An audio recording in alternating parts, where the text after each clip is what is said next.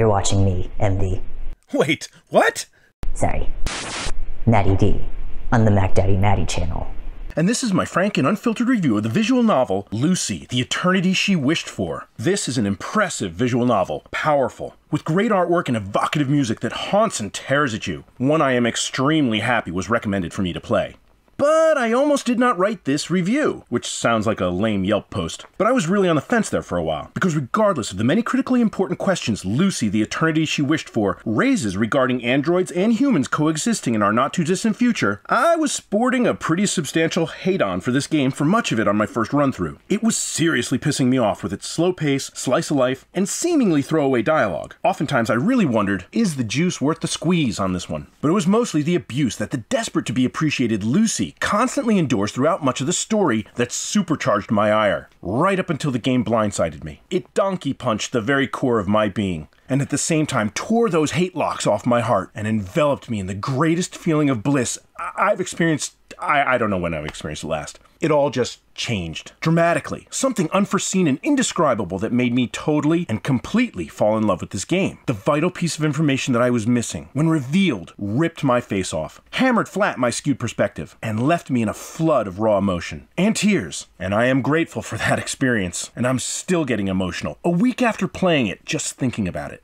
Lucy, the Eternity She Wished For took me about 6 hours start to finish, all the finishes. My replay through to get the screen grabs to make this vid took nearly a week, cause I needed breaks. There were points on the replay that I could only play for a few moments at a time before becoming emotionally overwhelmed and having to leave the room. As much of that dialogue that had seemed slice of life and throwaway was suddenly so very poignant, emotional, and heartbreaking. So I really recommend that you play this. Gird your loins and go play it. The characters all kind of suck in their own sucky kind of ways. At least the humans do anyway. But they grow and develop until the dogma of their personalities and actions collide into the inevitable. Partly catastrophic and partly a joy beyond description. And all of it so believable as a story. A sooth and foretelling of what all of our futures could very well be. Such that I found it impossible not to be its happy casualty. Overwhelmed and victimized by its beauty. Lucy, the Eternity She Wished For is epic and raw. You need to play it. The transitions can be painfully slow, and as I said, the human characters are often pathetic and difficult to deal with, but play it. Lucy's character is exceptionally well written, in her honest simplicity and beautiful spirit. Truly wonderful as a character, innocent and pure of motive. She will keep you going. Play it, play it, play it. Play it blind, save at each decision, and then when it's over and you're pissed off, find the hidden endings, get all the achievements, and get totally and completely crushed, you weeb. And after you finish all of it, come back and watch the video, because here come the spoilers. Cue the intertitle! Are they gone? If they're not, woe upon them. 고물TV처럼 다루시면 안 돼요. I know, Lucy, but this is their last chance. Seriously, stop the vid and go play this.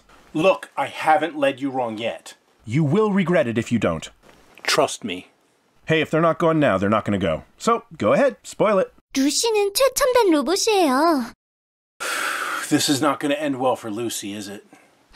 As I started to get deeper into the story, I kept getting hints that's where we were headed. Lucy, the Eternity She Wished For is an excellent examination of prejudice, technophobia, existentialism, and the nature of existence, all done in a base and authentic manner that is glaringly real and genuine. Lucy's character clings to a stubborn belief that she can win over her enemies and get them to see her as valuable. It's a dogma that she employs to be a useful tool to mankind, and she so totally is. But in the household of a robophobic family, especially the father but also the son, the pending collision of these two unstoppable forces was constantly uncomfortable. A prairie meat of fates that I saw coming from a mile away, and I really could not see a way to avoid that seemingly inevitable conclusion. Lucy Valentine is an android, an advanced model, and a marvel of innovation, much ahead of the story's current android technology. She is abandoned by her creators in a recycling yard. Sometime later, she's found and brought home by the main character. Much of the story of Lucy the Eternity She Wished For focuses around the main character at school, main character and Lucy at home, at the repair shop, and the junkyard, and Lucy with the doctor in his lab.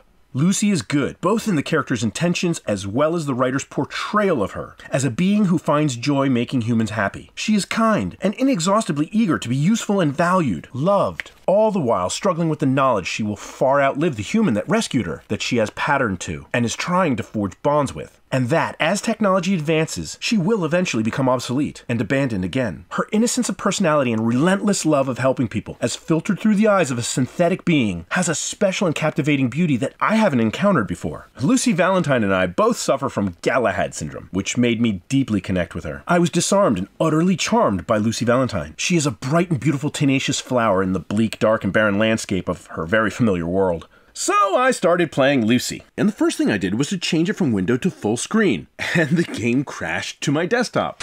Now, this being a visual novel, you never know if that's part of the game or not, and upon reloading, it all worked as intended. And I realized, I still didn't know if this was part of the game or not, but now I was on guard to have the rug pulled out from under me. Or at least I thought I was. Damn you, visual novels. Instead, for several hours, I just started to get mad. The story is extremely slow-paced, and there's a great deal of exposition, meaning told over shown. And I hate exposition, and it all felt super draggy. But what was infuriating is the human characters. So let's discuss the human characters, who are all complete twats, just like in real life. I had a conversation on Discord about the sometimes difficult position of finding immersion in a visual novel when the protagonist is thick as a brick, or simply unlikable. One person mentioned that if you don't try to connect, it's not an issue. But no, this is not a movie or a book where there's no choices, and we, the audience, are simply silent witnesses. In a visual novel, we're asked to make choices, and those choices affect the story. And so to make correct choices, for me, my give-a-shitter needs to be on and engaged. And I found it to be exceedingly difficult to find any immersion with the main character at the start of this game. He's pretty bland, self-absorbed, and a non-redeemable bully to Lucy. But it was this one line, right at the start of Lucy getting fixed, that made me despise the main character. Fuck you, you abusive asshole. You deserve nothing. And I just felt so bad for Lucy. Look, I get that main character has a crappy home life, and he's pretty much a loner. But the third time the douchebag of a protag slapped Lucy, a trait he gets from his abusive and neglectful father, I was ready to turn the game off. And before you blow up my comments area with, well, in his mindset, he simply equates it to smacking a toaster. First of all, if you're smacking your toaster, you have issues. Especially if your toaster washes your underwear and is happy to see you when you come home every day. It makes you a fucktard. And Wikipedia agrees with me on this, so it must be true. Alright, to be fair, main character does start coming around after a bit. Having never had a female in his life, or someone cooking, waiting, and caring for him when he's sick, is a level of compassion and consideration he's never encountered before. He doesn't know how to deal with it, and he likes it, at a level that he's never expected. Enlightened, it finally causes us to stop being such a ginormous tool bag, and acknowledge Lucy is useful, and finally appreciate her. But damn, main character sure does fight against that epiphany. The father is a mostly absent workaholic who neglects his son and only sees advancing technology as a threat to humans by making us lazy and taking away our jobs. They took our jobs! They took our jobs! He is the greatest influence to main character's dislike for technology, especially androids, and he's pretty much a raging asshole. The father is the perfect hate-sink caricature trope, a pure villain of the story, with no redeemable attributes, and he fulfills that role to a T. Unfortunately, he's not all that unrealistic to people we know in real life. Main character's best and apparently only friend is the oddly named Dr. Gears. Seriously? That's not a name, that's a mantle. Look, if you're named Dr. Gears, you had better be epic. You better have a big role in the story coming up, where you're the only one with the techno-geeky solution to the insurmountable problem. Or the only one able to do something that's the key to avoiding a crisis, where your genius, ingenuity, and style is the means to getting past the critical barrier. Dr. Gears to the rescue.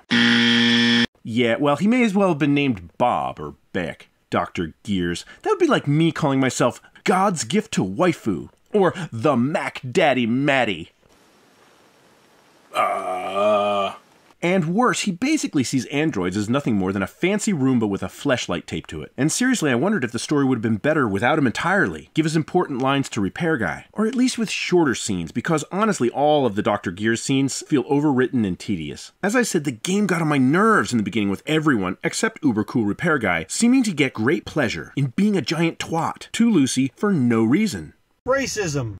Maybe, but formally race is a subset of species, and species indicates ability to breed and share DNA by a group of beings. And I don't want to get into that whole anthropology of humans, cyborgs, androids, robots, so let's go with bigotry, because bigotry definitely fits. Bigotry! There you go. But, to be fair to the robophobic, it could be defended as no different than someone not liking dogs. If you don't like dogs, you're a bad person. Alright, fair enough argument, but how about this then? Are you a bad person for disliking spiders? Or slugs? Or jellyfish? It's kind of weird that disliking some animals is socially acceptable and disliking others isn't. So where is the line, and who gets to decide? And we must ask ourselves, would Lucy be as endearing a character to us if she looked like this? Or this?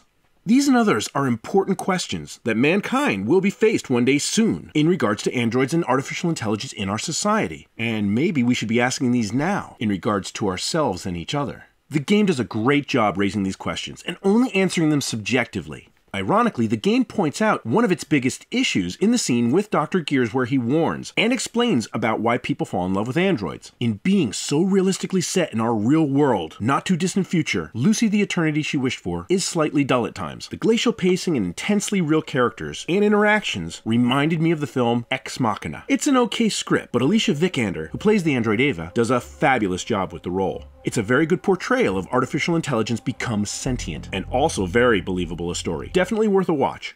The last two characters in the game are Dr. Baek, who created and subsequently abandoned Lucy in the recycle yard, and also Dr. Ryu. Now, I still haven't spoiled anything yet, and this is such a marvelous and excellent game, I'm gonna give you one more chance. If you haven't played it, you are fucking yourself. And why fuck yourself when you can let the game do that to you? I mean, isn't that why we play visual novels? Go play the goddamn game! Whoa, Matty, settle the fuck down. Did Envy from Full Metal Alchemist just tell me to settle down? Yeah. That is so cool.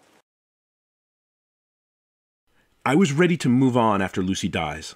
I was feeling miserable from having to have dealt with the human characters in this story and the way that poor Lucy was treated. She just wanted to make all of them fucktards happy, when what she should have done was told them all to go eat a bag of dicks. 고물TV처럼 다루시면 안 돼요. I'm sorry, Lucy. It's just how I felt. I was mad. I was despondent because Lucy was ingrained into my memories, the music ripping at my heartstrings as I sat fuming at how very angry I really was. I never saw Lucy as human. She isn't. She's an android and very different in how she processes the world around her. But she was a being, a creature with feelings and concerns and doubts. Eternity she wished for. She wished for it. Ergo, she is sentient. And even if she was simply a mimic, she was a someone, and she deserved better than what she got. Better than how she was treated. She was a wonderful creature in a shitty world that could not see her worth. In a household that would not see her value. She hid her fear and worry and did her best to help the ungrateful people around her. Fuck. And the worst part, it all seemed right. Human beings who are capable of creating beautiful art and masterful works of technology are also a giant collection of trolls, asshats, sadists, and selfish twits. Fucktards who take more than they give, preferring to lay waste and bring destruction over the simple acts of kindness. So I saw credits and I was done, and I tried to turn the game off. It didn't want to turn off, as it wasn't done. I didn't realize this. See, after the initial crash, I just thought it was a buggy game, and I restarted my machine to get the game to close. I was done with this terrible story that left me Mr. Grumpy Pants, and none too hopeful about mankind's future. Instead, the game was trying to get me to keep playing because, wait, there's more? But I saw the credits.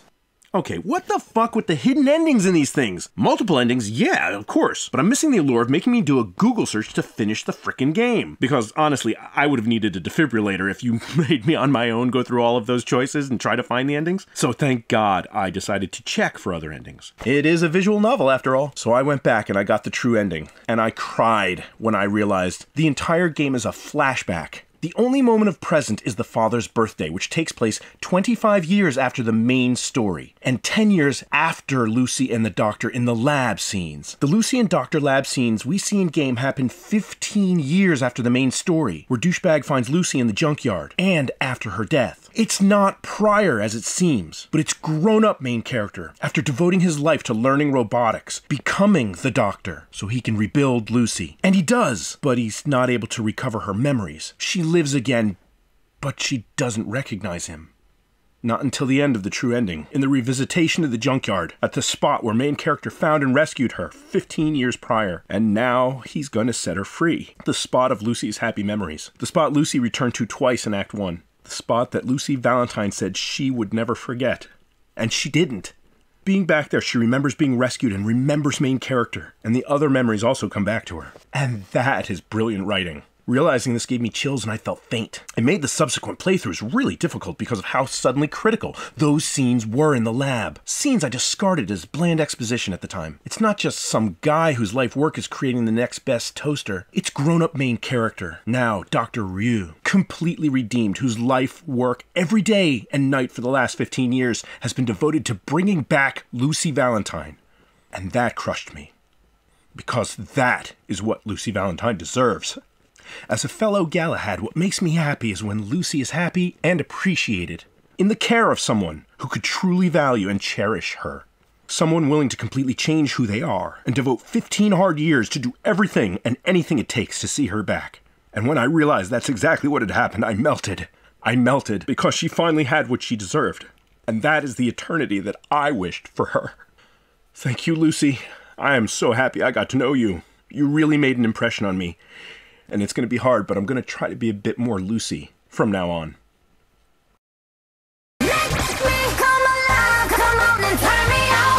Someone on Reddit sent me a message describing this fan theory that this guy works on the team with Dr. Baek, the original creator of Lucy, who decided instead of destroying her to deactivate her and put her in the junkyard to be found so that she could live again. The whole team was on board with this idea. This guy sees Lucy in RepairGuy's shop and later sees her in the junkyard. He's the key to letting main character know where she is. And when main character finds her, happens the reveal that Lucy will always remember this spot, this place, because it's where she met Master and was rescued by him.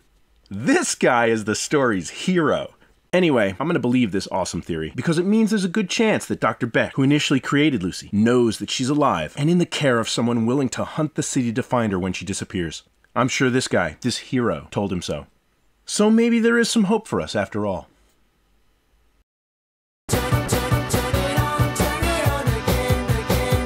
Anyway, thanks for watching. I'm Mattyd.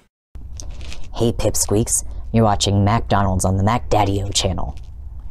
Yeah, nailed it.